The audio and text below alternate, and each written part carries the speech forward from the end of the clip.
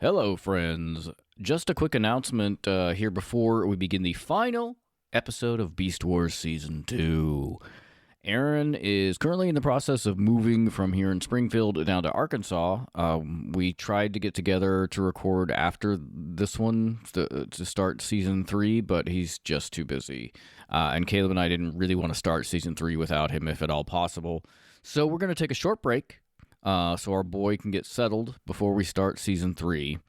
I can't say exactly how long, but it won't be as long as the length of our winter break for sure.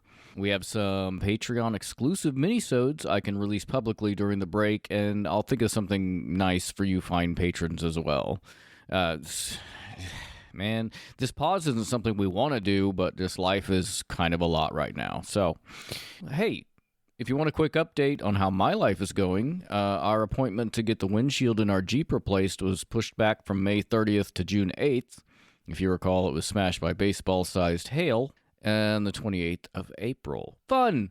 And also our kitchen sink backed up, as it is wont to do, no matter how carefully I always am to put as little down it as possible. Pro tip, guys, dump anything in that you want to put down the garbage disposal, put that in the toilet and flush it. Works a treat. So I went downstairs to snake the drain at an easy access point where I can separate the pipes at the choke point. The only trouble is that junction is above your head in the basement, so the whole process just dumped gallons of disgusting, greasy water all over your intrepid podcaster. It was a mess. I did have a container to capture the water, so it didn't just dump all over the basement floor, so that's something. And the whole process took me about 2 hours, covered in shit-smelling foulness you can't even imagine. Or maybe you don't want to. But it worked. The sink is working now. I'm just really apprehensive about it.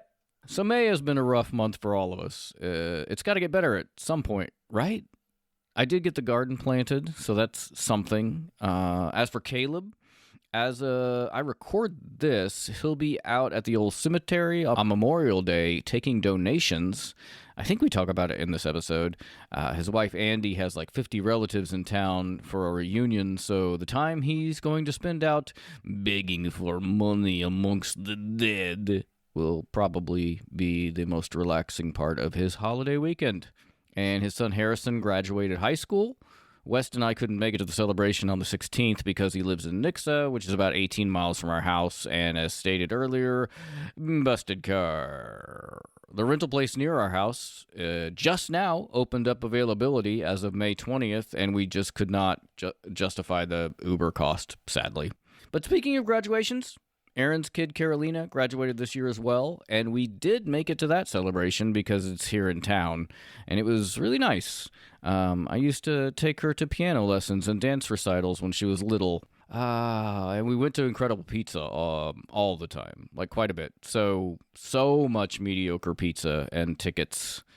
I'm pretty good at the beer pong game, you guys. At least 30 tickets every game, and it's cheap, or at least it was in the mid-teens.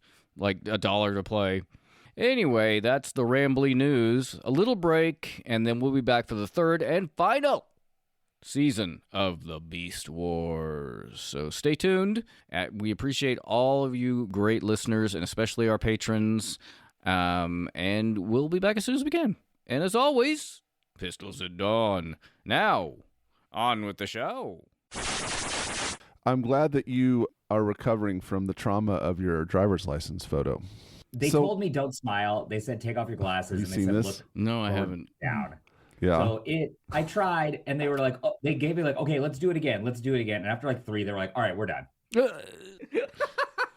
You look dangerously insane. I like that one of the persons under commented, "How do you get on planes?" And Justin replied, I look like Beardy McFlight Risk. Megatron must be stopped, no matter the cost.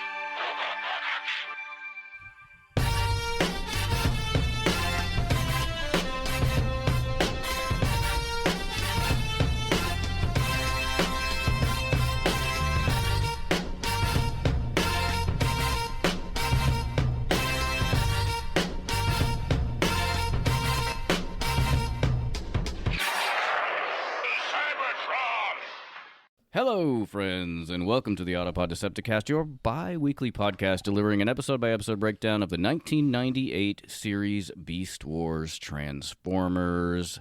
This is our episode number 268, covering Season 2, Episode 13, The Agenda, Part 3, which aired March 13th, 1998. And I am your host, Ryan, here with... Hey, I'm Caleb. Yeah, and Aaron. we're missing Aaron. Is not here. He was not able to join us because he's moving houses.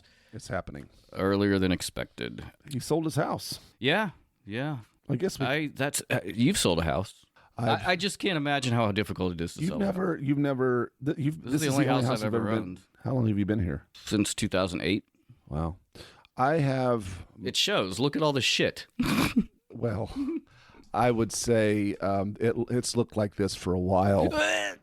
Well, but I guess I've now in my second owned house. So, but I was going to tell a story, but before we do that, I want to bring our guest in. We have a guest for this episode. Please welcome, first time to the show, our buddy Bedigunz. Yay! Hello. I do not know why I'm waving. This is an audio format, but thank you for inviting me. How are you today? I'm doing great. It's a nice Saturday morning. The weather is not garbage outside, so I decided to stay in my basement and record a podcast with you guys. Yeah. I was going to say, I like your display back behind you. That's pretty. Thank you. Yes, it figures. is. Collection of years. I'll scoot over again, an audio format. Nice. Yeah, no, that's nice. What is the globe thing? That's a globe made of Legos. So Lego released one, and then what I did with my wife is we put little pieces where we've been together. Oh, that's very sweet. Oh, that's cool. Yeah, so Legos and Transform. Once I got disposable income, it just all went to whatever's behind me and my daughter is a little bit. So Caleb, what I was going to say is I remember going to your house in St. Louis, and I visited several times. Didn't know till years into it that you had a second bathroom in the basement. Oh, are you telling this story? Long and short of it is Aaron was in the bathroom and he takes a notoriously long time in the bath. So let me lay this out. Let me lay it out. So I lived in an old townhouse in St. Louis. No bathroom on the first floor, one bathroom on the second floor, and then they had installed a toilet in the basement. Okay, so it's like a half bath. Yeah, it had a shower too, though. But. And someone had thrown an insert shower down there. But as people did in the 20s, they didn't need as much bathroom, or closets apparently. Not as much closets. So anyway, Ryan's visiting, and Aaron's up in the bathroom, and he spends usually a good 45 minutes to an hour. He's gonna love this story. And Ryan had to go. Yeah, it was certainly not number one. And I believe what occurred is I found a plastic shopping bag and went outside and pooped in a bag. Did you went outside? I thought you pooped in the basement. I might have been. How am I in the basement? Yeah, I guess. Well, how are you out? How are you outside? I don't remember whether it was. I think it was in your coal room that I did in the coal chamber. Yeah. So you pooped in my coal chamber, and then literally 20 feet away, there's a perfectly functional toilet. Never knew it was there. What did you do with the poop bag? I'm sure I took it out and put it in your trash. Okay. Well, what a horrible story to open up the episode. Creative problems require creative solutions. I commend you for being resourceful. Yeah, I guess I could have done it in your bed. No. No. So welcome to the show. I feel Justin. kind of gross now. It's pretty gross. Oh, my connection's bad. Yeah. Yeah, I'm getting out of here. Justin, thank you for joining us. We really we hang out with Justin whenever we're in TFCon. Should I call him Justin? Bedigunz for those in the Discord. Yeah. So we hang out in Chicago, and it's always a good time. So I'm glad you're on the show today. Yeah. Would you want to tell us anything you would like to about yourself, and maybe how you have a relationship with Transformers, or how you got onto it, and what it's like now? Yeah, great. Thanks. I grew up. I'm an 80s kid, so my older cousin had just a bunch of Transformers. Go to the video store. It was a Circus Video was our hometown video store. So you buy. There's only 3 tapes of Transformers episodes, so you go and get them and watch them on repeat. to the point where my dad had those like 2 VCR setups where like Yep. he'd recorded one off the other. I don't know who figured that out in the 80s and 90s, but like that was like the most commonly known thing somehow. Yep, my cousins did that. My uncle and aunt had that set up. They actually recorded it. One was a camcorder and one was a VCR, like the full size camcorder, so you could play it on the camcorder and record it on the. It was I just don't understand how everybody knew that. But that's the thing. There was like 3 episodes I'd always watch as a kid, and then my cousin brought the movie over, and then so I watched that, like burned that tape, a hole in that tape, watched it so much I memorized like every line and like realized I can still do it back like a couple years ago. So like if I can't go to sleep, if I can't fall asleep, I just go through scenes in my head. Yeah, so that's instead of counting sheep, I recount Optimus Prime being shot in the stomach. So I've done that, and then like I stopped collecting, stopped watching once I like got to college, and then COVID happened, and then I was like, then I started looking for podcasts, found your podcast, started listening. I was like, oh yeah, I'm gonna start looking at like buying figures, and like then all of a sudden like the display behind me has just gotten out of control, and that's how I've been ever since. And then obviously I live in Chicago, so TFCon is a hop, skip, and a jump away, so that's really fun to do. And then my wife's cousin is a huge into it as well, so him and I like shoot the shit around holidays about it. But that's that's how I grew up with Transformers. That's how I, got back in the community, and that's how I met you guys. And, and then the Discord, it's a great community of guys. Discord's really fun. Did you watch Beast Wars when it was airing? So that's interesting. I remember in like Cartoon Network had like a week of like showing random ass Beast Wars episodes. And on Friday, the one I'm recording, the agenda part, that was the one that showed on Friday, and then showed nothing after that. So the way it ends is so bonkers. You're like, what the fuck is happening now? So I watched it. I never got to watch it in full. And then it came out on DVD when I was in college, and I picked it up at like a cheap like resale. So I watched all 3 seasons through using that. Yeah, that was going to be my next question, is why you chose to be a guest on this episode. And so there were a lot of episodes I wanted to be a guest on, in the sense of like, there's a lot of episodes that are really interesting for me, like Code of a Hero with Dinobot Dine, but that's obviously going to be a high demand episode. There's one with Rampage shows up. I just loved his like kind of psychopath character. The timing didn't work out for that one, but the agenda is a really cool one because it completely shifts what now. Like it really sets up not only season 3, but just like so many things after that of like what is going on, how these series connect, what is now like the timeline of this show, because everything's been alluded to up until this point, but now it is just like definitively written, now which I have some comments about later. But that's why I picked this one. And like I said, it worked out really well for everybody. Yeah. You watched this, right, Caleb? I did. Okay. On my way to work. Yep. Excellent. But yeah, I remember watching. I did watch Beast Wars while it was airing on network, which is interesting. I don't know why. I just picked it up. I don't even remember ever thinking I wouldn't like it. I just started watching it and I did like it. I remember season 2, especially the agenda 3-parter, very, very well. Like part 2 is probably the episode I remember the most of any of the series, but I do remember this one very well also.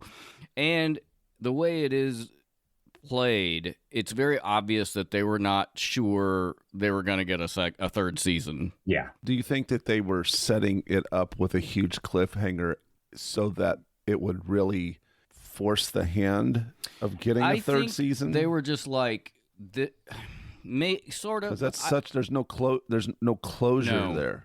I think it was like, well, we don't know if we're getting a 3rd season. We'll just do this bonkers punch-out ending and hopefully get one. Yeah. I really don't remember a lot about season 3. Yeah. Season 3 gets a little like, season 2 is my favorite. I think it really, again, the end of season 1 with like really sets up like these 2 series are connected. Before it was like wishy-washy. Season 3 gets a little like out there. I don't love some of the trans metal forms, and the story, like the storylines get a little like, okay, like they're trying a little too hard. I mean, I have like mixed opinions. There's definitely some standout episodes there, but the designs of some of the characters in season 3, I'm like, this is not great. I remember I don't particularly, I like Okay, so Optimus Primal in season 2, I like his transmetal gorilla form. Not super crazy about his robot mode. And then in season 3, I'm like, oh, I hate this. I hate the way he's reformatted. Yeah, it's like they threw all of his forms in a blender and turned it on, and then that's awful. why it came out. It's very like it kind of harkens back to the Japanese like power suit kind of modes. Well, with that, I think we could do some shout outs. Let's do it. So let's shout out to patrons: Alpha Magnus, Debbie, Skeeter, Jeff the Pusherman, Mike Cybert of Mike Cybert Radio, Bono, Michael Tremblett, Roop, Jonathan, Robinus Prime, Safubi Samurai, Chandler, J Soups, Matt from Louisville, Nick the Toy Mad Dad, Ken Bockelman, Big Ken, Maurice, Captain Alexis, James and Julia, Michael Ordway, Tim Dubs, Jason from Cracktastic Plastic, Thomas, Bedigunz, Ayo. That's you. Triclops, Optimal Alex, Simon, New Daniel, Argonus Prime, The Unknown Patron, Brian Jones, Autobot 1000, Zarmat, The Anonymous Patron, Bruticus78, Johnny Utah, Derek, and Shadow Maximus, and Rocket Shark Chris. Thanks, everybody, you for giving us money. Keep this thing alive. Caleb, would you like a cocktail? Sure, I'll take one. All right, you talk amongst yourselves, Okay. and I'll go get it. What are you drinking this morning, Justin? I am drinking a Ice Mountain water. Excellent. Because it is 9 a.m. Yes. and we're filming on Mother's Day weekend. Yes. So I'm drinking water out of my handy dandy Boy Scouts jug. Ooh. I am not a scout. My boys are. But my parents never let me be a scout. They were more interested in math camp and summer school for me. my parents weren't really interested in. I kind of was left to my own devices. I didn't do any scouting. The problem is my parents thought I was very dumb as a child. It wasn't a like he's smart. Let's get him in there to enhance and refine. Iron sharpens iron. It was more like this is a dull boy and we need to get him in shape. They were, this kid isn't Indian enough. He needs to be smarter. And like I got a C in science in high school, and they were like, "Oh God, he's not trying his hardest." And they're like, "Oh God, what if he is trying his hardest?" Yeah. So it was a lot of like my summers from ages like first grade to like 8th grade was like 8 to 5 days a week summer school. Like it was longer in the summer than it was in the school year. And like I take classes like Print Shop Deluxe, and which is not a thing that exists anymore. Like learn about Word Perfect, a thing that doesn't exist anymore. And then I had to do my times tables up to like 30, and I had to load alphabetical states and capitals. And none of that shit mattered. I became an accountant, and I didn't have to know about my states and capitals or print shop. And then, so I never did outdoor things. I look like a guy who's never been outside. These are shoulder pads in this shirt. Oh, okay.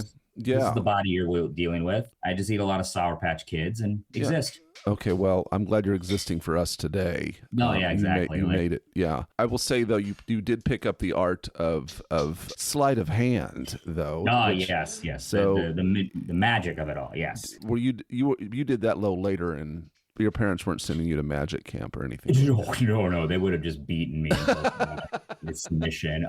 No, I the one thing I did, I volunteered a lot in children's hospitals in college. Yeah.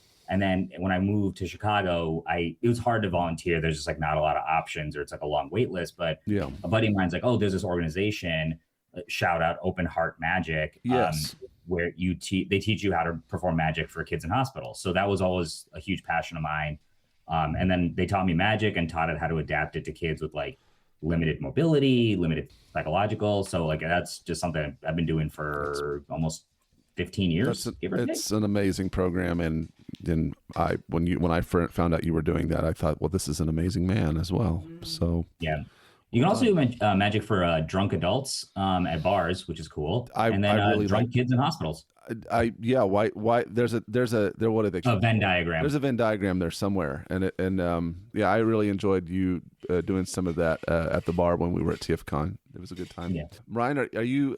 I'm worried that Ryan's Are you making us a Malort drink? No. Oh God, I'm so sorry if that's the case. I still have about 9/10 of a bottle of Malort upstairs. Most people do. Yeah. I did want to say, well, I get the rest of this. Thank you for bringing that up, Caleb. I forgot to mention bringing up your magic and or sleight of It's all hand. good. Oh, And if Aaron were here, he would have. But he's a better host than me. So. Oh, please. We all just have we all have our own flavor, Ryan. So, I have a lot of weird hobbies as a grown man, is what I've kind of decided. So, yeah. What else? I used to do stand-up comedy. Yes.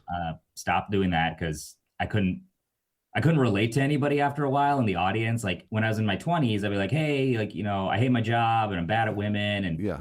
whatever. And then I got like later in life, I was like, hey, I'm, happily married. I got a kid. And I've got how some. about, and I like my job. What's going on, guys, here on a Tuesday night at 9 p.m. at an open mic?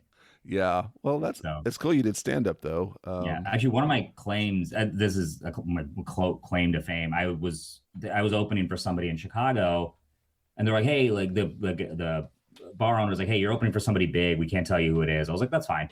So I announced it. I was like, hey, whoever's, did my set. I was like, coming up on stage. I don't know who it is, but give him or her a round of applause.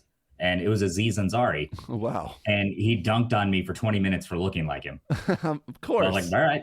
Yeah. No. Yeah. I don't know. There's a decent stand up scene down here, but I play music, so I don't mind getting on stage, but I have people with me. I can't imagine getting up there and having the confidence or the vulnerability of getting up there and doing stand up, Can you imagine doing stand-up comedy, Ryan? Yeah, I'm great. Okay, very good. I'd watch it. I would too. I don't have stage. I mean, I was in plays in high school and stuff, or in drama and with Aaron and stuff. I don't I am nervous ahead of time, but like performing is not. I like it, and public speaking doesn't bother me. Yeah. We're just narcissistic enough that giving us a microphone and we can't help ourselves. It's also whenever you realize that people want you to win, like nobody wants you, whenever they're watching anything, they don't want you to fail. So yeah, nobody's hate listening to podcasts. Yeah, so it's like that helps a lot for anyone out there who is afraid of public speaking or is afraid of getting up in front of a crowd. They're already on your side. Just relax. Yeah. Try to relax.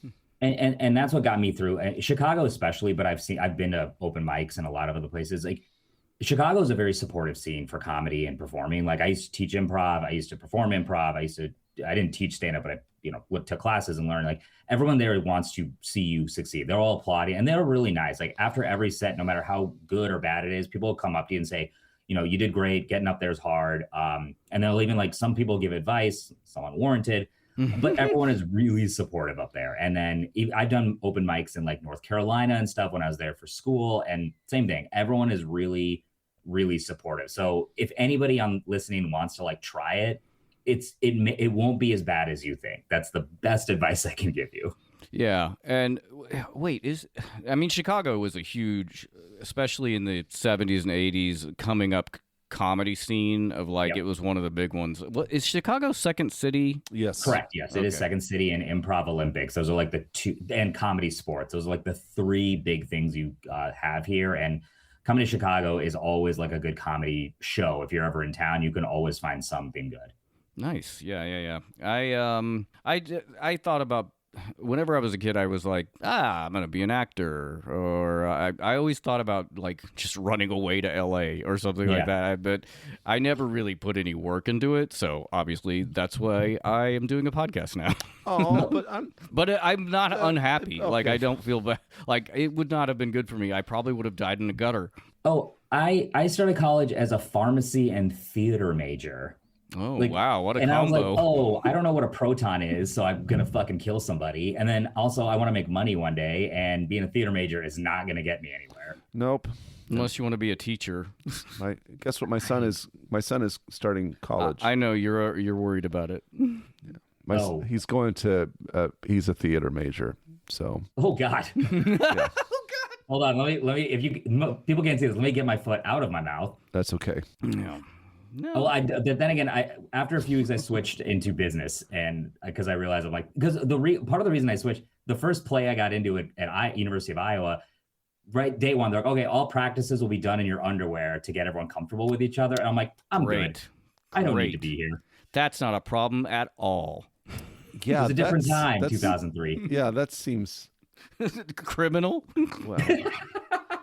Yeah, that's just, like probably against some law. Yeah, no, again, it's the creative process. You Yeah, can't there's a put lot of horrible people that make that excuse of it's a creative art. No, it's a casting couch. yeah. Yeah, no, it's this island, and you really get used to it. And your buddy Jeff, It'll be runs it. Oh fantastic. dear God. I'm gonna have to let the boy do what he Yeah. does. Yeah, I Yeah. know you will. I'm just gonna have to let that happen. That's a good attitude. I got angry, and I'm getting ready to shell out a bunch of money, but we'll just one day at a time. We'll just Is he going to Drury? yes, he's going to the most expensive school in town. That's where you went. It is, and I was an art major, so can't really kind of the pot calling the kettle black here. So this cocktail we have in front of us. I get a lot of ideas for drinks to feature on the show from How to Drink on YouTube.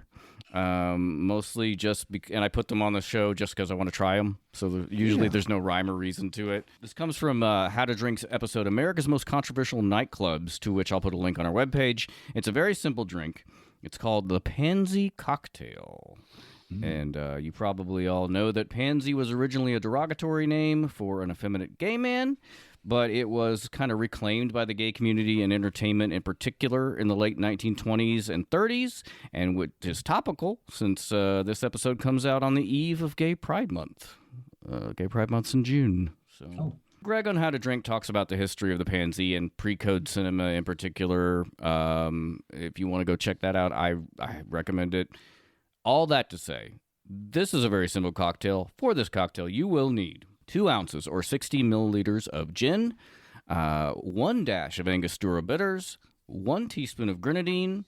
Combine these in a mixing glass with cracked ice and stir, and strain into a chilled coupe glass and garnish with a lemon twist. This is like a little tiny sliver lemon twist. Yeah. I mean, it's cool looking. Cheers. Drink my water. I haven't Cheers tried to this. That's nice. I like it. It's Strong. Well, it's mostly gin with a dash of Angostura and a teaspoon of grenadine. I don't know. This is called a pansy. Mm-hmm. It came from this recipe was there are a lot of variations, particularly modern ones. This recipe is from a 1932 book, Wet Drinks for Dry People by William C. Feary. And it's out of print, but there are PDFs available online, so that's where I got this. That tastes like an old drink. I like it. Yeah, it's a pre-prohibition drink, I think, or I think. Well, yeah, I think it must be because the book was published in 32, so I'm assuming this existed like in the late 1800s. But There's very little sweetness to it. yeah, the only sweetness comes from the grenadine, and I guess it depends on what kind of grenadine you use. I try to. You can make your own grenadine. I like the grenadine you buy that you're probably thinking of is like I think it's Roses, or it's terrible. It's basically just cherry juice. The grenadine I buy, I can't remember. I think it's from Lieber and Company. I get it, and it's mostly pomegranate, which is kind of more similar to like the pre-prohibition grenadine. Mm-hmm. Yeah. It's I like it. I like this drink a lot. I will not say this is a refreshing drink. However, I would call it a palate cleanser for sure. It'll wipe anything out that's already in there. It's good. Jet, do you ever recommend your cocktails to pair with like meals or food? Not on the show. Mm-hmm. Although I'm sure we've had some conversations, but yeah, maybe I should. I'll think about adding this. Like, I think I don't know. This would be good with fish. I think. Yeah, a like lot of some the kind of drinks, grilled fish. I think a lot of the drinks we make are just. I wouldn't consider that. Go with a meal per se. Yeah, a lot of cocktails I think could be pre-meal. Yeah, do they call it an aperitif? An aperitif, yeah. I mean, we could consider post. what kind of hors d'oeuvre would this go well with? And yeah, I could say this would be good with some fish, like sushi. Yeah, I could see that. Sushi. Well, yeah, the reason I ask is like I don't make cocktails at home. I always listen and I'm like, oh, that'd be so fun to make, but I just never have the materials around. But so I always go to restaurants and order cocktails, but I never know what would pair well with like you said, this is gonna pair well with my Big Mac. Yeah, cocktails are a little harder than like wine, I yeah. suppose. Yeah, But I would try. I mean, and I'm just, this is not with any kind of, somebody can totally disagree with me, but I always say like something dry, it's going to go with white fish or white protein, and something that's got a body to it would go well with like a darker meat or like a beef. So that's just for me. like Scarlett Johansson, a body. Yeah, absolutely. And I don't disagree with that. With some fava Happy beans. Mother's Day, ladies. Yeah, that's right.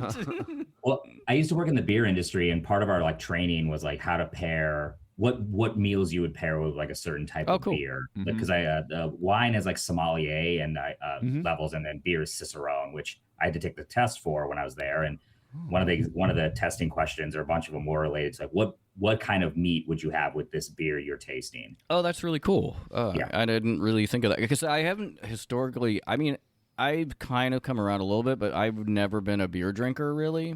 So yeah, that's interesting. I obviously, of course, you would have something where like you could pair a beer with a meal. I just never thought about it, but yeah. Yeah, as I got older, like wine was giving me headaches, and then like hard alcohol just like made me super slutty. So beer was like the next obvious thing I needed in my life.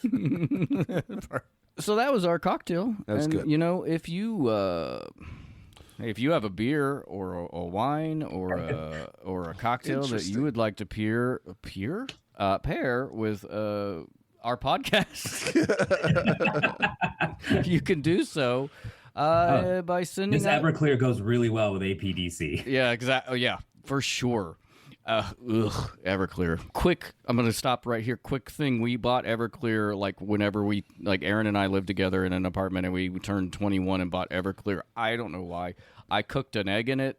Like by cooked an egg, I mean chemically cooked. I just put I cracked a raw egg in it, and it cooks in about 6 hours, which is great because that's like great. That's super good to what it's doing to your system if you drink it. It's pickling you. But we didn't really drink. You? Yeah, we didn't really drink the Everclear. We usually made fireballs with it. Like Aaron spit a flame of fire under the bathroom door while I was using the bathroom. Oh, I heard about that. I remember you guys talking about that. My first alcoholic drink was Jungle Juice ever. My first alcoholic drink in life was Jungle Juice, and I got there's a picture of me passed out on a couch or on a chair with bread coming out of my mouth, no shirt on, and it's light outside, and everyone's just like having a normal conversation around me. I look like a fucking mess. That's amazing. Yeah. So if you want us to drink Jungle Juice, you can do so by sending us $5 hairs at APDC on PayPal. Tell me in the notes what you would like me to make, and I will make that cocktail on a future episode because I cannot make it on a past one. Thirsty, money, buy us a drink, buy us a drink. And there it is. I should put a new song in there. I was actually thinking that. I'm like, is it time for a new song? Yeah, Is the next one going to be disco or? I don't know. It's whatever Whatever you throw together in 5 minutes. Yeah, no, really, for real. So we'll see. I don't even remember what our other one sounded like. It's piano. If you want to. That's right. Yeah, it's ragtime. And I lost that file. Oh well, I have it. Okay. Somewhere. Well, if you guys do Beast Machines, then that's the perfect time to introduce a new song, like a new era, and then you can go like synth techno from like the Matrix. Like it. I don't know if we're doing Beast Machines. I don't know. We'll see. I mean, if you're gonna do Dough for Joe, just make like, I don't know, Green for Machines, like, and just make it like pay us to do it. Yeah, that is not a bad idea. You think anyone's gonna pay us for Beast Machines? I don't know, man. It is okay. It's the reason why I made you do that drug one for GI Joe. It is so insanely like horribly animated, and I just want to hear what your reactions are. Yes, so Yes. I remember because I did like Beast Wars, and so after Beast Wars, Beast Machines pretty much starts instantly. And I remember watching it, and I hated it, especially talking about not liking some of the designs from Beast Wars. Some of the designs from Beast Machines, I'm like, I don't think I like any of these. Yeah, I mean, it's a common thing. Like when the writers of Beast Machines were told, don't watch anything about Beast Wars, just write. Here are the names of the characters, and here they're what they transform into. Go write something. And it's so noticeable. Oh, wow. Okay. Yeah, I haven't revisited it. I remember basically nothing about it except being confused So maybe that's because nobody knew the characters at all and we're just like doing whatever. I don't know. Yeah. I know everybody, I learned this after the fact, everybody's really upset about how they portray Rhinox. Yeah. Don't remember anything about that, but... That's actually one where I'm like somewhat least bothered about, but like everything is just so... Again, it's just like somebody like read the Cliff's Notes of Beast Wars, but that were translated into Spanish and then back to English a couple times. And then they're like, oh, yeah, I'm going to make a series based on this. It's so out there. And I think there's ideas there, but with no follow through from like everything you built for, 90 episodes from another show. Mm-hmm. So Yeah. That's what makes it difficult. I will float the idea. We'll talk about it. We might cover it. I don't know. It might be just interesting, if nothing else. Yeah, like, or maybe just like pick a handful of episodes and just like do them as like a special. Like, oh, we watched like these 3 episodes, or like based on fan suggestions of what is the most representative of how bad this show is. Yeah, that would be interesting. We kind of did that when we ended the G1 series. We ended season 3. We did like the Japanese series as a compilation because I don't want to watch all those. Oh my god. I listened to that and I remember this is back in the days where you had to like download stuff off like Kazaa. Yeah, I remember Kazaa. And you have to like basically I'd find a Transformers episode. It was like Transformers Victory.exe. And I'm like, oh, I'll open this. And I gave my computer AIDS. Yeah. And but then it was so dubbed. It was like it kept calling Blaster Billy for some reason. That's right. I remember I remember that specifically. Yeah, Billy. I don't understand. Like I just don't understand like why that was it. And those are hard to watch. Those are very hard to watch. Yeah.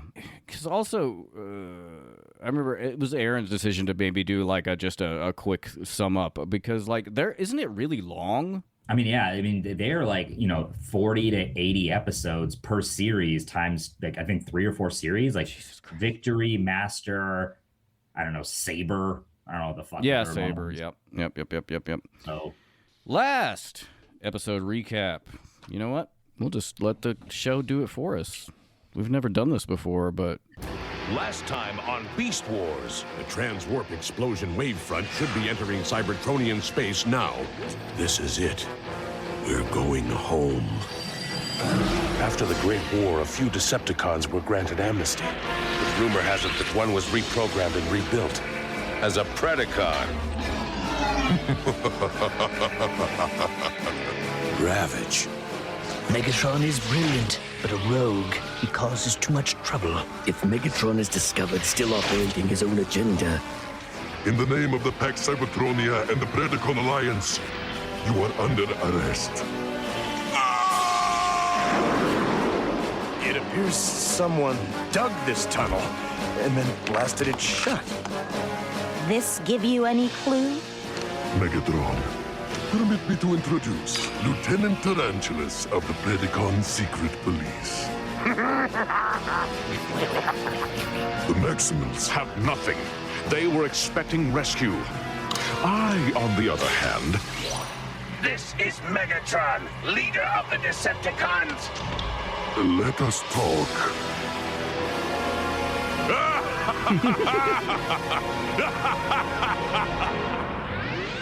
He's having a good-ass time. Yeah, he is. So, we open up on the final episode of Season 2 of Beast Wars, The Agenda Part 3, written by Rockstar Bob Forward, directed by Asaf Fipke? Asaf Fipke? That's Aesop Rocky. Yep. Swami Samsonite. Yes. And Colin Naga, not gonna work here anymore. We open up exactly where the last episode left off, with Megatron riding on the nose cone of the Ravage's transwarp cruiser, which opens fire on Cheetor and Optimus Primal. If you remember in the last episode, the two of those are flying back to the Axelon after being nearly killed while trying to retrieve a supposed Energon Cube stash, which turned out to be a trap by Megatron, and Inferno blew the whole place up by setting raw Energon on fire. That was an awkward-ass sentence I wrote. The Maximal duo land and return fire in a very cool sequence. I thought it was kind of neat. We also it's been a minute since we saw Optimus Primal using, I guess it's his jetpack cannon attachment thing. It's like a dual cannon thing that I think is his jetpack. Yeah, and it uses a little like tool maces to like as the gun part too. I've always liked that toy aspect of it. It's like multi-using that stuff. Yeah, it's pretty cool. But just then Primal is blasted from the side by Quick Strike, who we haven't seen in forever, I feel like. It's like I forgot he was even on the show. Like I love Quick Strike. We don't get to see a bunch of him in here, but and then Quick Strike is riding on top of the Crab tank mode Rampage, being possessed of an immortal spark. He presumably repaired himself after part 1, where Ravage's cruiser blew him to bits. Yep. Obviously seeing Rampage just like wail on their fucking shields. And it makes me wonder, why don't you just, what were you waiting for? You could have just taken out their shields like weeks ago. Like one rocket took out 40% of their shields in the last episode. Arguably 3 rockets could just take it down. Yeah, I mean, there's many episodes where the shield is taken down. Like it seems almost every episode that they attack the Axelon, the shield is destroyed. But so like you said, Rampage fires rockets into the shield and the Axelon, and we cut inside to see Rattrap and Rhinox trying to maintain shield integrity. Rattrap says the shields only have to last long enough, grabs his hand squeezy grenades from the ammo rack, and he says, "This rat is going cat hunting, Knievel mode." And then he transforms and hits his boosters and ramps out what I think is the hole that Silverbolt made from the last or from 2 episodes ago. Or was it last episode? Whatever. Whenever he went after Black Arachnia. And Rattrap flings himself onto the top of Ravage's cruiser.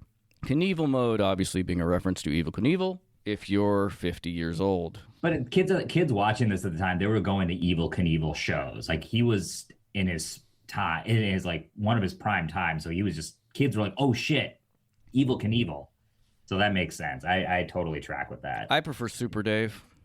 Nah. Super Dave. Did you know that that's Albert Brooks' brother? Yes. Okay. Good talk. Rattrap lands on the ship and proceeds to cut into it with a torch. Back inside the Axelon, Rhinox activates the auto guns, which bring the rain against Quick Strike, who is blasted off of Rampage's back, and the latter of which just rolls over him like a tank in Saving Private Ryan. I don't remember that scene Well, where something like this happened. I just made it up. Okay. But you're leaving out the part where the Chank Treads ride over Quick Strike's junk.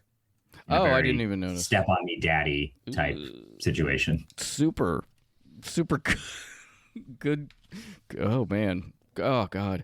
So Megatron is on the scene and blows both Cheetor and Optimus away from a high ledge, laughing his sick fucking ass off. I say that, I think I may have this note later or whatever, but, and I've said this a lot as season 2 goes on, but the cinematography and animation in this has gotten so good of like, they're actually using camera angles to great effect. And like that part where Megatron shoots Optimus and Cheetor, and then over top of him laughing on the ledge, the transwarp cruiser comes over. It's awesome. Good stuff. I know. Yeah. That cruiser the jump in quality from season 1 to season 2 is like super vast. 2 to 3 is pretty consistent. So it's really hard for me when you guys started this to watch season 1 episodes. Awful looking. Yeah, no shadows, just on top of a ground with no texture. Yeah, those are real hard to watch. But all is not lost. Still on top of the transwarp cruiser, Rattrap ditches the torch and says, "All right, you stinking Decepticon piece of cheese. Let's see how you stand up against a stainless steel rat." And then starts chewing through the goddamn ship. Yeah, he transforms and starts ripping into the hull with his teeth. Yeah. It probably goes without saying, but I love this episode. And like I think I said earlier, the last one was maybe my favorite in the series. Certainly the one I remember the most. But like 2 and 3 are just like tight together. Like so good.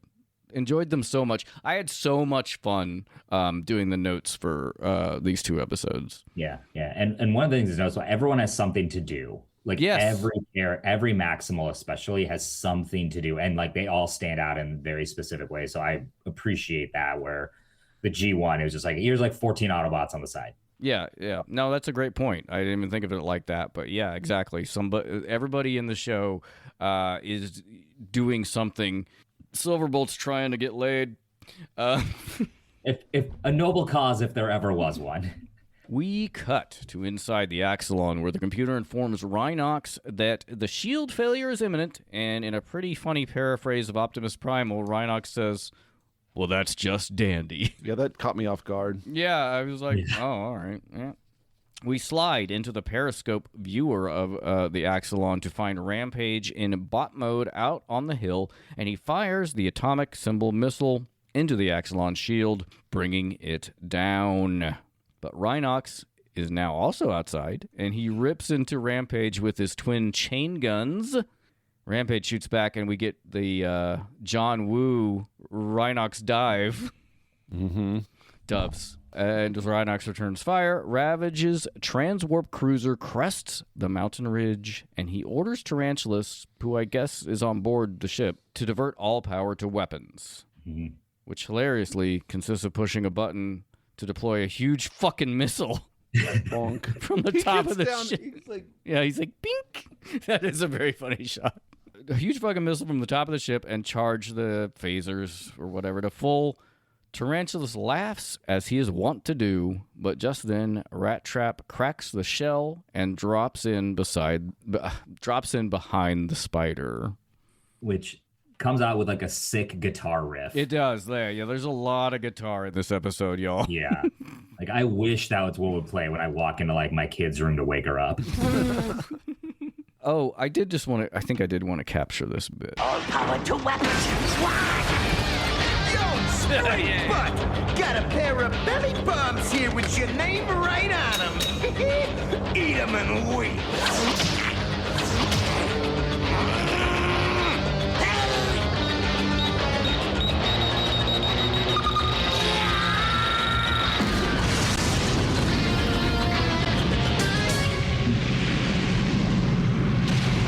Decepticons forever! Oh, yeah. We get okay. Here we go. So yeah, Rattrap, hanging from some wires in the ship's ceiling, tosses twin squeezy sticky bombs at the arachnid. The grenades explode, rocketing a fireball through the ship, reaching the cockpit. The ship goes down, and we get a Dr. Strangelove bit where Rattrap rides that fucking missile down to the ground. And Ravage is gone. He's dead. Yeah, Ravage is dead. And so we talk about this a little bit later, but this 3-parter, they don't know if they're getting a season 3. So pretty much all the other Predacons except for Black Arachnia have a fake or real death. In this 3-parter. Like, if we remember, Inferno theoretically was incinerated whenever he set the raw energon on fire. Tarantulas is maybe dead. Ravage is definitely dead.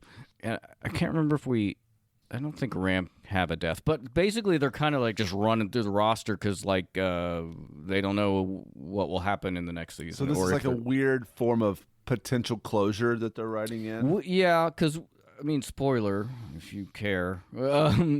Inferno is not dead, for sure. I can't remember if Tarantulas...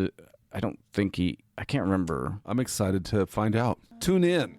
So, Rattrap rides this huge-ass missile on the cruiser down to the ground before jumping off. The transwarp cruiser slams into the Earth, wings sharing off, and becomes basically a sled like the airplane carrying the Uruguayan rugby team that crashed in the Andes in 1972. Okay, yep. Which is what they're referencing here, if you didn't know that. It's an homage. Rattrap, thrown by the explosion, Oh, well, actually, I forgot. Did I put that? Oh, yeah, there we go. The fuselage bellies through the canyon, pinning in Rampage, who celebrates a little too early before, bam, this big-ass missile activates and fires, blowing sky high. So I guess that's maybe Rampage's death, but we know he has an immortal spark, so it doesn't matter. This is an homage to where brain gone now. Sorry. Okay. If you think of it. It's here, we're going to play this game first. Just a second. Okay. Rattrap, thrown by the explosion, comes screaming into the other Maximals position, landing surreptitiously in Rhinox's arms. Rattrap says, "My hero," and kisses. That was more of a Betty Boop. And kisses the Rhino on the cheek, and he says, "Oh, get down," and dumps the rat onto the ground. My hero. Yeah, the Transwarp Cruiser is toast. And there goes the Maximals ride home. Okay, yeah, it's in Broken Arrow where John Travolta's hit by that missile. Oh. Remember that part? Yeah. A missile Broken shoots at him Arrow, and he stands up and it like... He's like... It's the most... Yeah, the writers really like to reference shit that like kids have not seen. Yeah, we had a John Woo, obviously a John Woo joke about like the diving and shooting, and so maybe maybe Broken Arrow. Yeah, there's a lot of references in this episode. I mean, we had Dr. Strangelove. Yeah. Yes. There goes the Maximals ride home. Guess that's it. And Primal says, "No chance." Because something turned that Decepticon against them, and we see Megatron flying away, but not in the direction of the dark side. Primal activates flight mode and tells Rhinox to get on, while Rattrap boards Cheetor, and the crew take off. If Megatron has found what I think he's found, then this battle is just beginning. And we go to commercial, and Rhinox looks stressed. Yeah, he's a rhino. He's not getting in the sky. I don't want to be in the sky. That was. But it's also kind of insane though, because like in the last episode, or the first one, I'm sorry, he like pushes. He's the one who's pushing Cheetor out of the plane. Like, hey man, just fucking go. Even though you can fly, let's party. Yeah. And then this episode, he's just like afraid of heights. Like, there's one thing I've noticed, like it's inconsistent. Like that's true. He does this little just jump out of the cruiser in part one. Yeah. Huh. Interesting. Get it together, Bob Forward. Yeah, I think I watched this episode more than Bob Forward has, so I'm the one like nitpicking it. So sorry, buddy. Sure. Sorry, Bob. But... this is kind of our whole podcast, but these were never meant to be analyzed. Yeah. No, not at all. Back from commercial, we cut to the mountain Black Arachnia and Silverbolt were excavating the entrance to in the last episode. And goddamn, this is taking forever. We get a sight gag where Silverbolt struggles to toss a small boulder, and Black Arachnia dumps a much larger one. Silverbolt says he was looking at this star. Well, planet, really. And we might as well grab it at 8:40. Hey, here we go. I record a lot more than Aaron does because I'm like, this is going to make editing easier. What are you looking at? That star, well, planet really, it's Venus. Reminds me of you. Oh, hot, poisonous, and deadly. You're sweet. Caleb, how much do you like that? A lot. She's such a bad girl. It is interesting, too, because I think this is a double joke, because Black Arachnia's voice actor's name is Venus Turbo. Oh, learn something new. And we go... We cut to Megatron in flight mode, heading toward the location. Oh, by the way, it's nighttime now, just so you know, which is why we can see Venus. The Maximals are in hot pursuit. Cheetor asks where Megatron is headed, and Primal responds, to the beginning of everything, and quite possibly the end. What could it be? What do you think of his voice? I hate how vague Optimus is. Just he really is. Tell your team what's going on. Be like, hey, they're going to the Ark. Like, yeah. If your boss was telling you like vague shit, you'd be like, man, what are we doing? What do you mean? Why are you being so cagey? Yeah. Black Arachnia and Silverbolt blast through the... I mean, the reason is because they can't just tell us what's happening. Oh, no, I understand from like a kid's TV standpoint, but just, again, if I was in there, I'd say, Optimus, where are we going? Yeah. You'll see. Just wait. I'm so Just excited. drop me off here. Black Arachnia and Silverbolt blast through the barrier, and we see a dark cavern. Silverbolt asks, by the Matrix, what is it? And the Spider Lady responds, Bowser boy, that's called the Ark. I will admit I kind of lost my mind. I think when I saw this during the first airing in the 90s, I was like, there it is. I love it. I'm so excited. Full circle. Oh yeah, I would say also I was not disappointed on this rewatch. I was like, this is pretty cool. This is a pretty good episode. I'm just gonna let her tell us what's happening. The music in this episode is really good. Yeah, They it's use really the good. audio very well. I've heard only legends. Oh, it's no legend, Jojo. Eons before Maximals and Predacons even existed, your ancestors, the Autobots, launched this ark containing their finest heroes.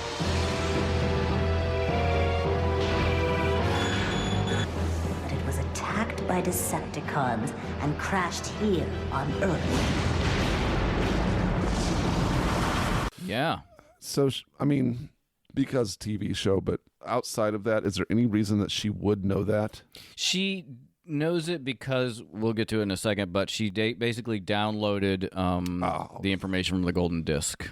Yeah, there you go. And probably maybe just knows a story. I mean, Yeah, I'm sure that history lesson is taught in Cybertron. yeah, like Silverbolt's a baby. He's never even been on Cybertron, to my knowledge. So, damn, boy, he sure is a baby. Born sexy yesterday. Mm-hmm. So yeah, for those who are not watching this, what basically happens is we get the story of we got Prime, Prowl, Ironhide, Jazz inside the Ark. I think Ratchet also. They're in the Ark flying towards Earth where there's an explosion. As the Nemesis shoots it out of the sky, it crashes into Mount Hillary, and that's where we are.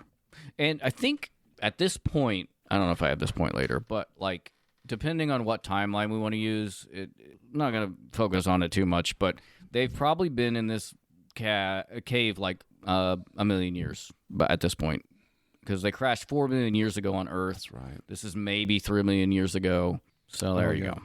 God, dang.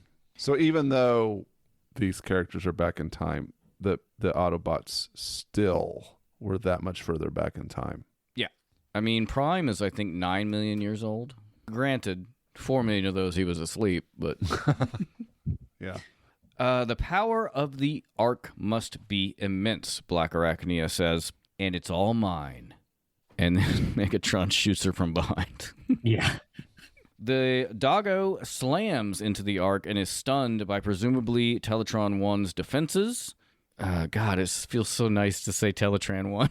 It's awesome. So, just for the record, then, in their present time here, Shockwave is still manning Cybertron. Yeah, he's still monitoring shit. Lonely, Shockwave. Looking out the window.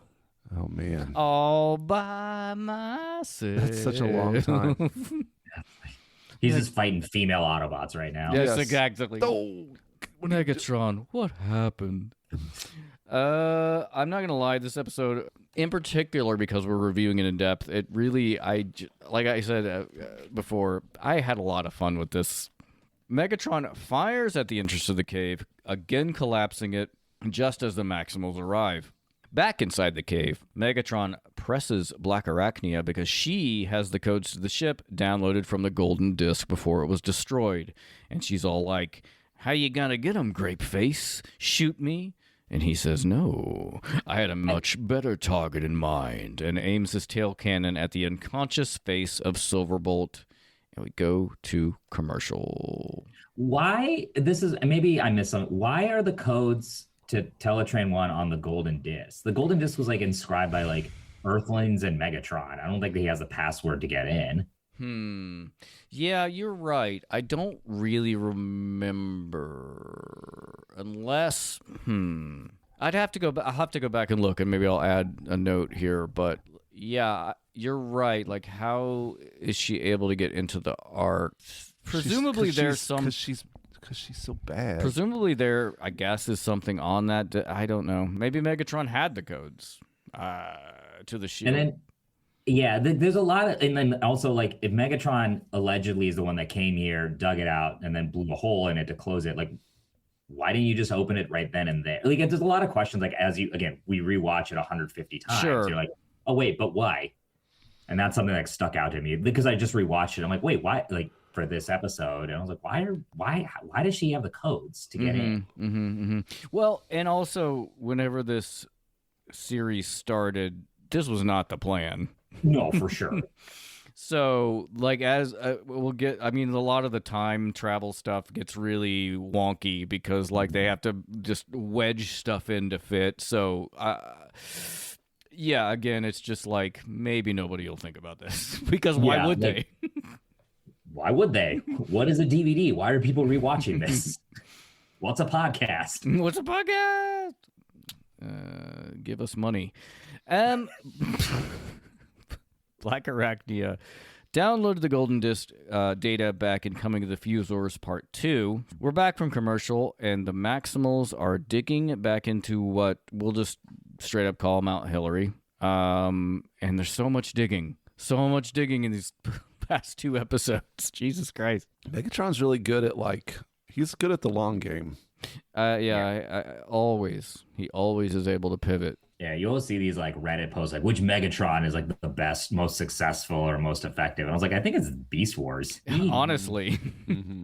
Like other than having just like a bunch of shits around him that like constantly betray him, he's doing the work. Yeah.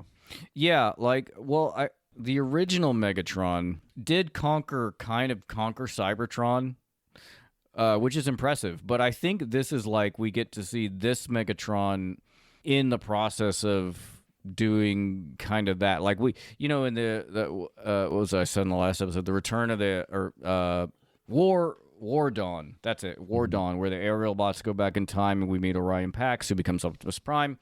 Yeah. That's kind of the origin story of that Megatron, and I think this is what this whole series is. This Megatron's origin story, basically. Yeah, because he really does drive the narrative in the whole series. Yeah, everything is driven for him. Like he stole the discs, he got everybody here. Like he is the one sole thing, and the other one, it's just like there's fighting.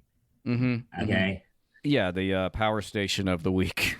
Yeah. Like and G1 Megatron, he would do something, and no one would be like, and then what? And then what are we gonna do? Like, this Megatron is like, I'm laying out plans and trying to affect a long-term solution here for this war. Yeah, and I say that in almost every episode where it's like he is just so able to, like, he is able to just pivot at whatever is thrown at him to continue pushing forward. Back inside the cavern with the Ark, Silverbolt is awake, and Megatron asks Black Arachnia, well? She says, like, well, what? Shoot him if you'd like. I don't give a fuck. He means nothing to me. She says, of course, it would be a waste of ammo. And we hear the Maximals breaking through, and then Megatron goes to kill Silverbolt when Black Arachnia agrees to help. She asks the Ark to decrypt and accept access codes Matrix style. Not that Matrix, the movie The Matrix, because her eyes go all green with code. Which works, and the doors to the ship open up. All right. The Maximals find purchase into the cave, and when they see what's happening, Optimus Primal shouts, "No! By Primus, now!" as the door to the Ark shuts behind Black Arachnia and Megatron. They're inside. See, that's what I was talking about. Yep, totally. Matrix was out by this point, wasn't it? I don't think so. Matrix was 99, I think. Really? Let me look. Yep. Matrix was I'll 99. be darned. This is 98. Well, I'll be darned. Matrix stole it. Maybe. It was certainly in production. Inside the Ark, Black Arachnia is interfacing with the autoguns of the Ark, keeping the Maximals busy, while Megatron says he's going to effect a more permanent solution. Yeah. Outside. By the way, watching the Maximals just react to seeing the Ark was really cool, because I think we all had that same reaction. Exactly. Sure. Yeah. I also wanted Cheetor to be like, wait, we're on Earth? Wait, what? Where the fuck have I been this entire time? Oh man, I love this part. Yeah. Outside, Primal says it's essential that they get in there and Megatron out, or all is lost. The Maximals fire on the Ark, but that ship wasn't built; it was poured, says Rattrap. We get a very stupid, but very much appreciated by me, line delivered directly to camera by Primal, who says, "Diecast, it's a lost art." Yeah, that was a good bit. It was a good bit. I liked it too. Which, for anyone who certainly isn't listening to this episode, is how metal toys were made in the mid to late 20th century. We cut to inside the Ark as Megatron enters the hallowed halls as a conqueror. We might as well just grab all this. All of a sudden, we're watching like G1, like. Yeah. Now I enter these hallowed halls, a conqueror. Yes.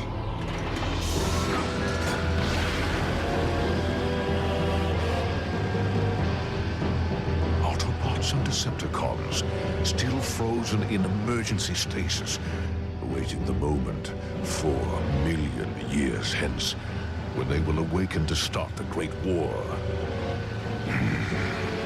The Great War, when the Autobots defeat the Decepticons, and thus their descendants, the Maximals, rule we Predacons.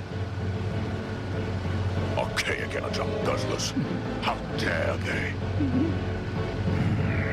Unwilling though I was to follow my namesake's instructions, it has all come down to this.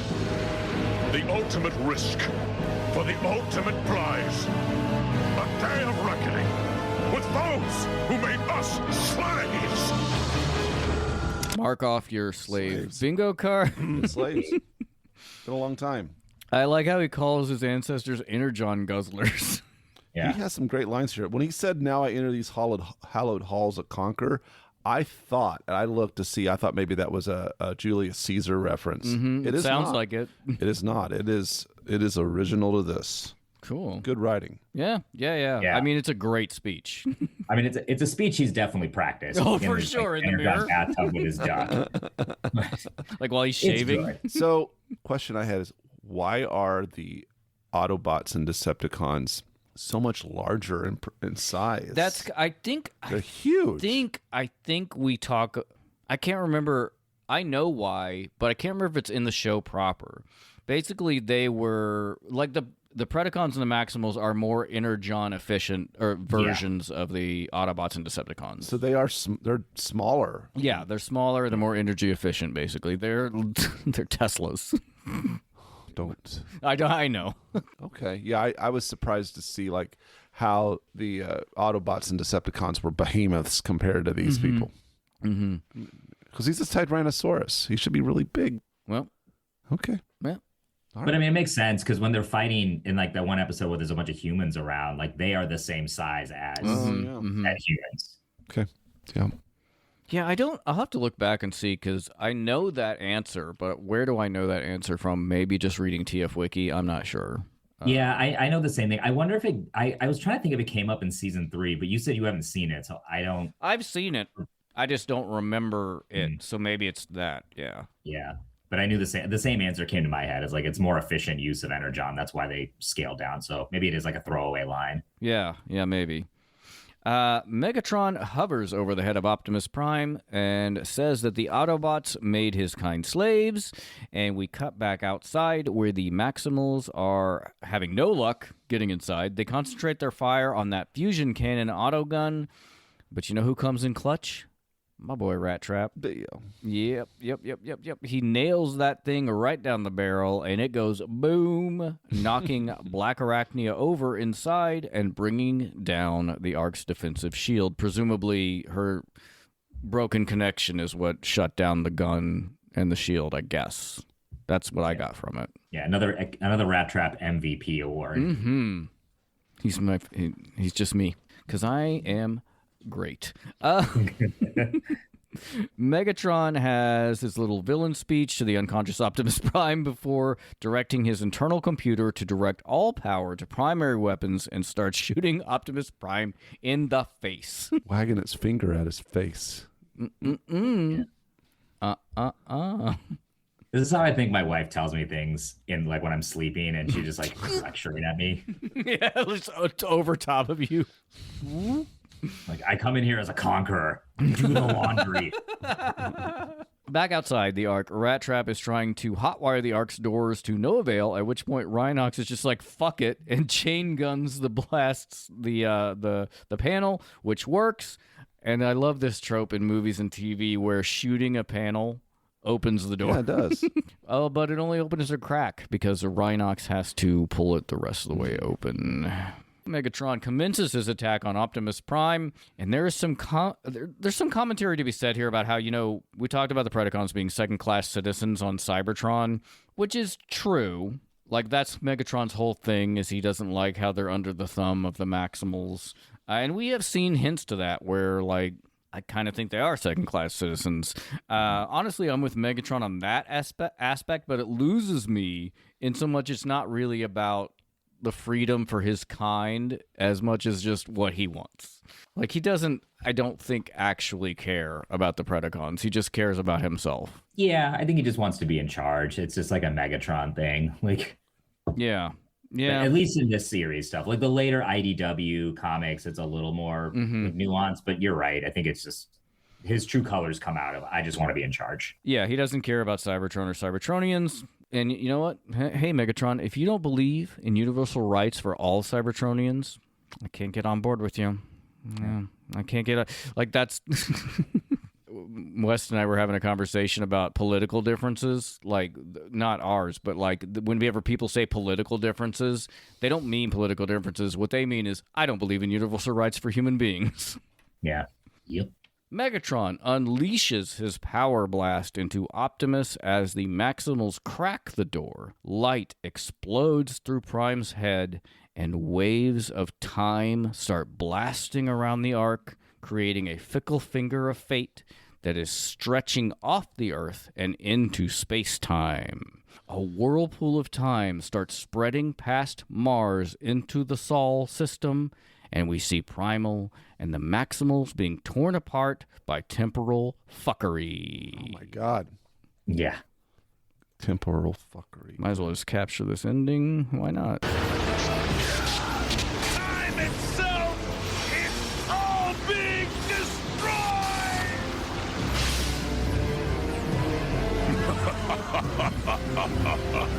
Say goodbye to the universe, Maximals. The future has changed. Yes, the Autobots lose. Evil triumphs. And you no longer exist. To be continued, question mark. How could you not have another season after that? Like, wouldn't that be wild if that's that'd be written? insane. That's what I thought it did back when I watched it as a kid. I feel like also, like when Megatron was listing off all those, I feel like he had a bunch of lines and he couldn't pick which one to say, so he just said them all. Yeah. It's so clunky. Yeah, and then we get a slam cut to the title end card, which is to be continued question mark. And that's the end of the episode, and that's the end of season 2. Good Lord. Motherfuckers. The last 3 episodes were a roller coaster. Like, they just hit the throttle full blast. Like, they just fucking went.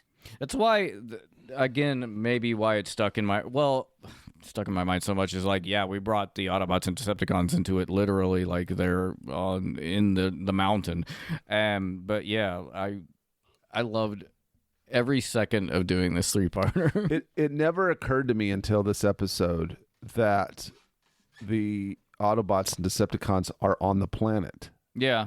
Oh, really? I knew that, so I think I was trying to keep it secret. Yeah. Oh, you did a good job. It never, and it seems so obvious, but it never occurred to me, like, where at some point I was like, wait a minute. Yeah, well, they're there. Because originally it was not even necessarily supposed to be Earth. Oh, really? Like, until, like, whenever they started the series, Bob Ford and Larry DiTillio didn't have this idea. of going into bleeding into G1. Like, Interesting. it wasn't until they got like on fan forums, started talking to people who loved the original show and started learning more about it that they decided to do that. That's why it's so wonky the way they try to make shit like a round peg into a square hole. I think they do a pretty good job. Yeah. In season 2, it's really noted. Like if you rewatch season 2, you see the seeds peppered in a lot more. Season 1, no, and season 1 very well could have been this is Earth in the future and everything is blown to hell because of whatever. That could have been a cool storyline. We're like, okay, now we got to go back and fix this so Earth doesn't turn this way. But yeah, they did a very good job of pivoting, similar to Megatron. They just pivot when things change. It's like, hey, let's make it Earth now, and then let's now do more to ensure that like make that connection stronger with G1. I think where they turn is basically because whenever they land on the planet, there are 2 moons around this planet. Yeah. The turn is when that moon turns out to be artificial. I think that's when they were like, okay, we're making this Earth. Was that those like artifacts, like the floating island and stuff in season 1? Okay. Yeah. So, I mean, I think they may have had the idea before that, but once that moon turns out to be a Vox planetoid, I think that's where they're like, okay, we're making this Earth, and maybe that's where they planned out season 2. I don't know. Interesting. Be a good question for them. Yeah. I guess I could just ask them. I could probably get in touch with them. Let's do it. All right. As a final thought on this episode, we had this 3-parter is a bit of fan service, but I think it's done in a really well done way. Like it's done as opposed to just being like, remember that? I think it's more deep. I think it's a little deeper. I thought it was done to a good degree without getting too look at that. Remember that? Remember Cabbage Patches? Yeah. Yeah, they could have easily been like, oh, we got to move fast, guys. We got to move like a streak of blue, a blue streak, if you will. Like, or they'll get that star. It's a star that's screaming. Like, they could have easily done shit like that and chose to just do it like a little bit more like respectful, I would say. Yeah, and maybe it's because it was before that really became a thing. Like nowadays, pretty much, like I'm so frustrated by how much media is just mining the 80s and 90s now. And like, remember that? It really feels like we haven't created anything super interesting since like the year 2000. I think that's a normal perception. Yeah, well, and maybe it's just an outgrowth of like living long enough to see it. That and like mass media kind of reached its pinnacle, or not pinnacle, but like global reach in the 80s and 90s where everybody everybody watched Friends or whatever, or there was appointment media, and I don't think that exists anymore. So everybody's just like, what's an embedded franchise that we can get people's butts in theaters? Sure. Yeah. Well, I mean, because no movie studio or TV studio wants to gamble on a new IP. So they're like, okay, Transformers has a built-in audience. Let's do something like that. And that's why everything's a franchise or a movie or based on an X or based on a Y. And like I watched the Twisted Metal show on Peacock. Like the games are just like cars shoot guns. That's all it is. And the first season doesn't really make sense to that, but I guarantee, and someone can fact check me in the Discord. I didn't even know that was a show, to be honest. And it shouldn't be good. It is, but I think what it is, somebody pitched this idea of this post-apocalyptic world with cars and guns, and I'm sure Peacock was like, nah, we're not going to do that. And they were like, okay, what if we slap like an IP on it? Like Twisted Metal. Yep. Now all of a sudden someone's going to buy it because there's a built-in audience. That's just the machinations of media, movies, TV. Look at the next 10 movies out. I guarantee they're all like He-Man, the next one. Mortal Kombat came out.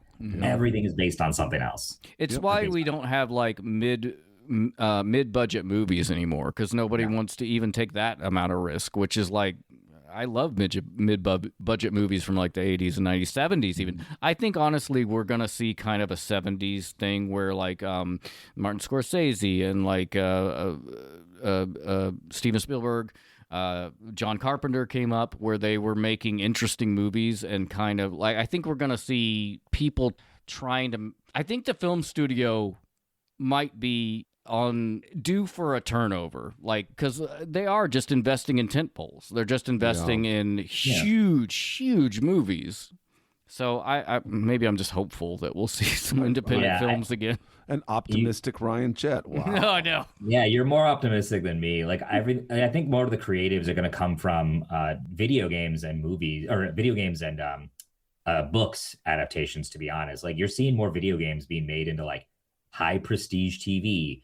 Same with books. Like you're seeing more of that. Like, but movie studios aren't trying anything new, like a brand new script written specifically for a movie or specifically for a TV show. It's all adapted from something else that can afford to make something new. Because writing a book is expensive, but it's not like a multi-million-dollar like investment. Yeah. That's the end of the episode. Should we go In the real world? I think we should. All right. Hey. 98. 98. When in 98? March 13th? March 13th of 98. So where was I? You were in college, right? Yeah, I'm trying to think. March of 98, I guess I was finishing up my sophomore and junior year. I don't remember. Math is hard. My parents didn't make me do math drills like they did with Bedigunz. Yeah. I was doing times tables and a road trip probably because I was in 8th grade. Road trip where? Probably to Omaha, Nebraska, or the Ozarks, because I'm from the border of Iowa and Missouri, so we'd go to the Ozarks all the time. Really? Yeah, my girlfriend lived in Omaha for quite some time. That's where family all around the Midwest, but the Ozarks was like our big trip for the summer. So you had to drive down through the flatlands of northern Missouri down into the Ozarks. Interesting. Yep. Yeah, it was a trek. It is a trek. What happened? Hey, great question. Number 1 in the Billboard Hot 100. I Don't Want to Miss a Thing by Aerosmith, which I should have covered on our Transmutate episode number 262 when we talked about the film Armageddon, but sometimes I don't plan ahead very well. I Don't Want to Miss a Thing was number 1 for 4 weeks in September of 1998. That's right. I think Getting Jiggy With It is still our actual number 1, so I picked a different one later in the year. September of 1998 for 4 weeks. What? Sorry. It's weird because we're recording this out of order. We're recording the next episode, or the 267. We're recording after we get off the call with you. So no, I get it. Right. This is right after our last featured song, The Boy Is Mine by Brandy and Monica. And it was this song, I Don't Want to Miss a Thing, was the theme song for the movie Armageddon, which starred lead singer Steven Tyler's daughter, Liv. This power ballad was written by Diane Warren, who originally envisioned it would be performed by Celine Dion. Celine Dion. Celine Dean. Or someone like that. It's how the French say it. Yep. You two were initially asked to perform the song, and then I guess just turned it down, and then the idea didn't come out for Aerosmith to do it until Liv Tyler was cast in the film. Wild. It is really convoluted and strange. This was Aerosmith's first and only number 1 in the U.S. and also hit the top in Australia. That was Aerosmith's first and only number 1 in the U.S. Surprising, right? That's shocking. Yeah, I thought so too. Huh. Because this is pretty deep into their career. They're like 25 years in at this point. It was also at the top in Australia, Ireland, and Norway. Only hit number 4 in the UK, though. And it received generally positive reviews, which I find astounding. Could not get the hell away from this song. I said I think I hate this song. For one, I don't particularly like Aerosmith a ton. I like Lovin' in Elevator's good. I like the what is it? Not the Beastie Boys. Run DMC. You know the song with Run DMC and Aerosmith? Yes. Walk This Way. Walk This Way. Yeah, Walk This Way. Way off. Jesus Christ. Woo! I got there. We got there. Yeah, that's right. West reminded me of Lovin' in Elevator, which is pretty good. And but yeah, I think it was just that this song was everywhere, and I got so sick of it. It's weird, like that. A band like Aerosmith, really, like they're really known as they are a '70s rock band. Well, that's but because of these certain things that they did, like in the late '80s with Run DMC, and then like in the '90s, they were everywhere. Yeah. Well, And that's what West reminded me of, is they actually do a lot of their catalog is metal songs, really. Yeah, I mean, she's a bigger metal head than I am. They're a hard rock band. Yeah. This is a bizarre trivia fact. On November 28th, 2015, boxer Tyson Fury sang this song after beating long-reigning heavyweight champion Vladimir Klitschko in Dusseldorf, Germany. Fury sang the song again after beating Tom Schwartz in 2019 at the MGM Grand Arena in Las Vegas. I'm like, how much do you love this song? I did no further research. That's just strictly ripped from the Wikipedia page. Yeah, like, there's other songs, man. He loves it. I guess it works for him. He's kicking ass and then singing the song. Is that his walkout song? Yeah. That's it for that song. It doesn't matter. Number 1 at the box office. Keeping in our theme with Matt Damon month, today we're covering a film that never cracked number 1, but was the 10th highest grossing movie of 1998, Good Will Hunting. Such a good movie. It is. I actually typed Good Will Hunter there, which is the porno version, I guess. Sorry, I just mistyped Good Will Hunting. Good, Will Hunter. Excellent, perfect.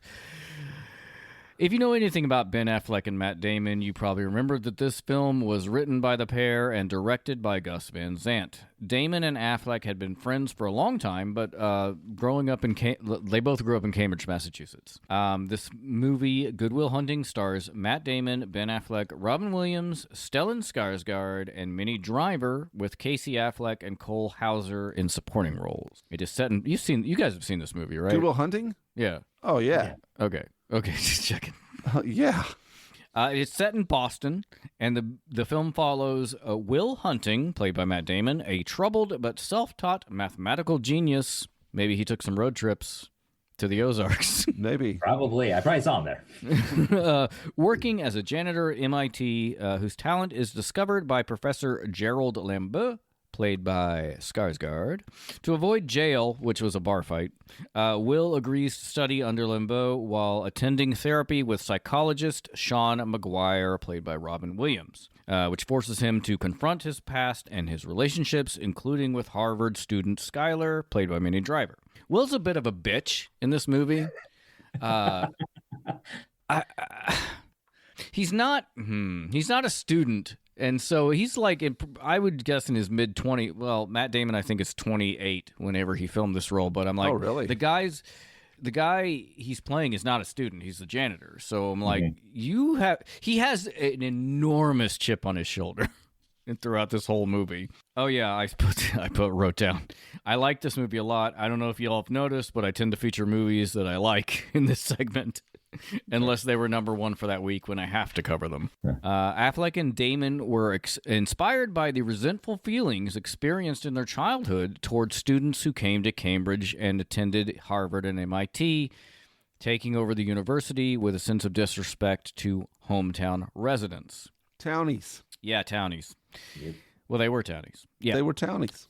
Damon became conflicted after attending Harvard himself and seeing that the students were good-willed and witnessed firsthand the dichotomy between local and college life in Cambridge. Affleck and Damon drew on their families' and friends' life experiences for inspiration. For example, Affleck's father and then girlfriend worked as janitors at Harvard. Ben Affleck and Matt Damon worked in construction in the summers, and some of Affleck's father and Damon's mother's past experiences informed Sean McGuire's background story, the part that Robin Williams played. The psychiatrist role was written to be flexible, meaning that a role was suited for a Hollywood star, like giving the character their best lines from the script, but little screen time so it could easily be slotted into a busy schedule. I think they originally wanted to have Harvey Keitel play it, which I don't know about that. I think it'd be a little too hard-edged for that. It'd be Robin had a certain kind of sensitivity. Actually, well, here we go. Yeah, Damon said it could have gone to like Meryl Streep. They also thought about like one of the thoughts in their head was Morgan Freeman. I think Robin Williams works way better. He has a vulnerability that's relatable to Damon's character. Yeah, as we'll see at the Robin Williams won Best Supporting Actor for this role. Yeah. He also that last line where Robin Williams is like, "That son of a bitch stole my line." That was an ad lib. He just added that. Good Will Hunting got very good reviews. Not super shocking. Holds a 97% on Rotten Tomatoes. How you like them apples? Mm-hmm. The film did very well at the box office, earning $225.9 million on a $10 to $16 million budget. Lord. That's so much profit. Yeah, it's a profit deal. It was nominated for 9 Academy Awards, and Robin Williams won Best Supporting Actor, and Matt Damon and Ben Affleck won Best Original Screenplay. Apparently, I don't go into it here, but apparently there was once a thriller storyline as part of the script, and Rob Reiner convinced the duo to drop that and to focus on the interpersonal relationships. I have no idea what a thriller of Good Will Hunting looks like, but on Wikipedia it says they compared it to The Last Boy Scout, which I'm like, what? That's, sometimes some things are lesser than the sum of their parts. I think the duo rewrote this a bunch. Yeah. Matt Damon and Ben Affleck also starred in Kevin Smith's film Dogma the following year. That's what I thought movie you were going to talk about just now. It's next year. About right at the same time. Yeah, it was. So I'm surprised you didn't mention it, but maybe didn't see it. But there's a story where Matt Damon and Ben Affleck, when they wrote the script, they included a graphic gay sex scene. In the I didn't read that. And the reason they did it was to test to see if studio executives were actually reading the script. So the studio they went with was the one studio that they were talking to them, and they were like saying the script is great, but we've noticed that there's a graphic gay sex scene in it, and we just want to talk about that. And that was a test for them to know, like, okay, they actually read the script. That's fascinating. Yeah. And then they use that scene for Good, Will Hunter. Yes, that's right. Good Will Hunter. And the duo would reprise their roles from Good Will Hunting in a parody bit from Kevin Smith's movie Jay and Silent Bob Strike Back in 2001. I don't know if you remember that, but there's a bit where they're like, "Well, I don't know, Will." Mr. Damon had 2 #1 films in 1998, Saving Private Ryan and Rounders. And then the 10th highest grossing movie, Good Will Hunting, was the same year. Matt turned 28 in 1998. Ben Affleck became the youngest person to ever win an Academy Award for writing at the age of 25. The movie also has a very, very long Wikipedia page. Certainly, I mean, the odds of them actually making this movie are pretty slim. It's kind of ridiculous because they were not well known at the time. And the fact they sold it is kind of amazing, especially starring in it. That is the real world. Fantastic. Looking forward to seeing Matt Damon in The Odyssey this summer, by the way. Yeah, I'd be curious to see your thoughts as like a history buff. What do you think about how that movie shapes out to be? I like Chris Nolan's look. I like his cinematography and stuff. So, yeah, we'll see. Should be good. Deviations.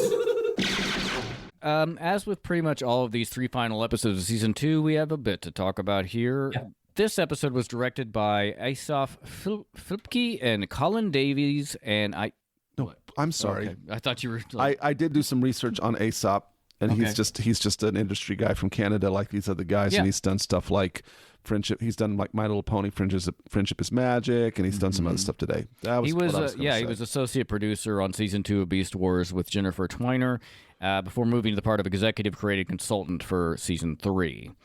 And then he later left Mainframe to establish animation company Nerdcore Entertainment, where he created and wrote, produced, directed the animated show Stormhawk. Ooh, a thing I know nothing about. The company was later acquired by DHX Media and merged into DHX Studios, Vancouver, where he still works, including as a producer on My Little Pony, Friendship is Magic, from Season 6 onward. Bob Forward credits Filipke with coming up with the idea for Tigerhawk, which, stay fucking tuned, y'all, does not show up until like the 3rd to last episode of this series. Disappeared. When was it? They vanished in Season 1, Episode 25, and don't come back until the end of Season 3. Colin Davies is a Canadian director and offline editor who worked on Beast Wars and also Mainframe's Shadow Raiders series. He now works for Spin VFX, a Canadian visual effects company, and supervises effects on George Romero's zombie films, which I'm like, that's another thing. If I could go back in time, I would have probably tried to figure out how to be a special effects artist. Would have been a good one. Yeah. I'm pretty good at making props, y'all. Now and giving them. Oh, like one of you set the other one up for that. Very good. On to the episode itself.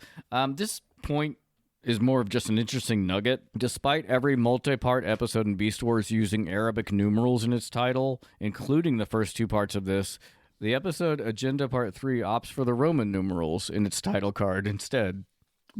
It's just stupid. There is some question here again about the where things take place on Earth, since we're probably supposed to be in Africa, given the Maximals beast forms, and if nothing else, the cradle of human civilization. But the Ark, as we know from the original series, is in Oregon. Yes. Yeah. Mount Hillary. Again, this is getting into the whole wibbly wobbly, like having to shove things into work. Sure. Well, that tracks though, because they fight with Ravage and it's like daytime, and then by the time they get to the Ark, it is night. So I'd give it to them. I'm geographically correct. Oh, temporal mechanics. We'll talk about this very briefly. Remember, this is a 90s show reviewed by 3 idiots on a podcast.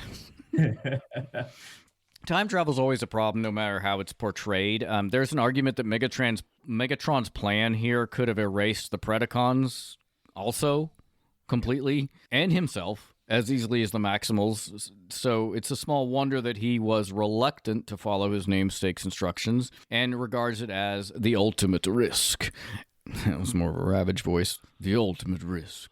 And obviously, when you get into changing the past, ramifications become exacerbated the further you go out. Megatron's ending in the Beast Wars Transmetals video game further elaborates on this, stating that with Optimus Prime dead, there would be no Matrix, and as such, nothing to stop Unicron, which is interesting. Mm-hmm. Shit, yeah, you're right. Well, I don't remember why Unicron came around. He was probably just like, I don't think anything prompted him. I think he just showed up. Yeah, he just showed up. So you're right. He would just eat the universe. The word suckers is written in Cybertronics on the side of that giant missile. Nearly every Predacon suffers a somewhat ambiguous death scene in this episode, likely done in the event the series would not be picked up for another season. For the first time in the Japanese dubbing of Beast Wars, also the Great War is referred to by its actual name, with Black Arachnia and Megatron both calling it the Diecast, Great War. This is in contrast to how the previously aired Beast Wars Neo cartoon instead referred to the ancient war by its English name, Great War, because in the Japanese series they don't distinguish between Autobots, Decepticons, Predacons, Maximals. They're all called Decepticons and Predacons are called Destrons. Autobots and Maximals are called Cybertrons. All right, that is Script Deviations. Should we rate the scheme? Yes. Yeah. I will always say that Megatron's playing 4-dimensional chess. His scheme is he's pulled it well. He's doing well up to this point. I think he's doing pretty good. Yeah. He pivots very well. He's just all right, well, I couldn't blow up their ship. All right, let's go blow up the Optimus Prime's head. He just rolls with it. So 10 out of 10 for doing it, just being able to adjust. I agree. Which I think works to our point of he I suppose always knew about it, but this is kind of the nuclear option where, maybe I won't exist if I destroy Optimus Prime, but maybe I will. I think he's just fuck it. Let's just do the nuclear option. No, you know what? That actually addresses the thing I said earlier. It's why did Megatron open the cave and then close it again? You just exactly hit the nail on the head. He's I can't do this. Is break glass in case of emergency. Exactly. Yeah. I put it 10 out of 10. I think it's going great. He's doing great. Things are looking up on Megatron. Yeah. What about? We can. I'm the ghost of the iconic moments. I don't know. Can you find one? Is it possible? Yeah. When Black Arachnia's saying that hot, poisonous, yes, deadly. yes, that's my iconic moment. When Quick Strike gets his genitals run over, that's just fine. Jesus Christ! I'll have to go back to that. I didn't remember the genitals specifically. You were very genital focused. I mean, I spent enough time listening to you guys. You know us well. Next time on the Autopod Decepticast. Yes. I don't know.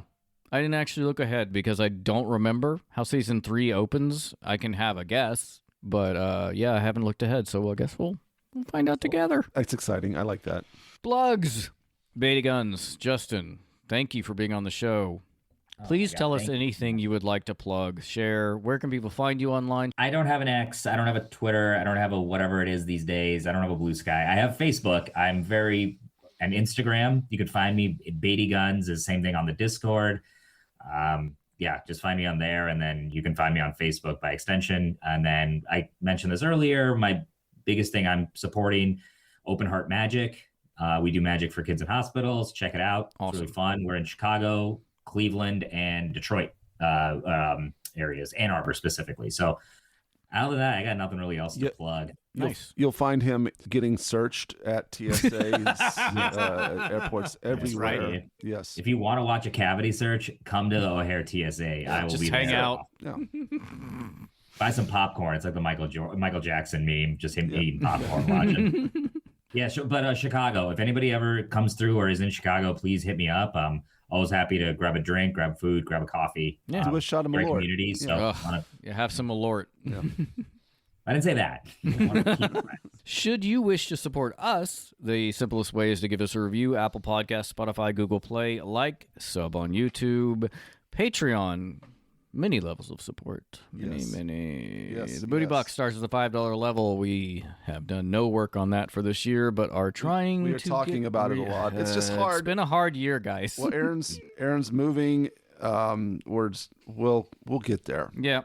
Maybe some Booty Box stuff should be some stuff from his house that he's not taking with him. Yeah, I also we talk about this Booty Box is going to be kind of stripped down because the shipping is so expensive. So it's mostly going to be posters or art prints. Yeah. Hot sauce. Patreon.com/APODcast. Booty Box at the $5 level. Merch. Autopod Decepticast /store. We still don't have the other stuff from our last Booty Box up on there, but the store is open if you'd like to go check it out. If you would like to have a cocktail and have it featured on an episode of our show, you can do so by sending us $5 hairs to @APODcast on PayPal. Tell me in the notes what you would like me to make, and I will make that on a future episode because I cannot make it on a past one. Thirsty, money, buy us a drink, buy us a drink. And there it is. Caleb, what's one other way they can support us? You guys know about Dough for Joe, right? Give us some money. $75 is the standard, and pick out an episode of G.I. Joe, and we will do that. We have fun times doing it. It kind of breaks up what we're doing normally, and it extends our... we have 2 coming up this year. Yeah. 2 coming up the rest of the year. Yeah. So buy us a Joe episode, and it's a good time. Had by all. Twitter, Blue Sky, Facebook, Threads, Instagram, all of them at APODcast. And like Bedigunz mentioned, the Discord at any level on the Patreon, you could get access to the Discord. That is where we're the most active. It's a lot of fun. It's good. There's great. It's really it's nice. Yeah. Give us some money first, though. Supplemental materials, videos, links to references, other variety of fun can be found at this episode's page, autopoddecepticast.com. And that is all the news that's fit to spit. Thanks again, Justin, for joining us. Yeah. No, thank you for having me. Come back. An honor. I would love to come back. If you don't edit all of my stuff out, I would love to come back. We're not going to. We need. Yeah. Pick another. Come back. We'd love it. Absolutely. I appreciate that. Thank you. All right. Bye, everybody. Nice, Pistols at dawn. All right. See everybody on the Discord. Having a good day, sir. Have a good Mother's Day, Justin. Yep. Thanks. You guys do too. Take care. Bye.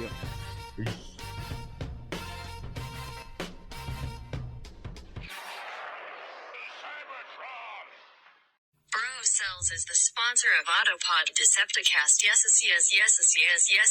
Yes.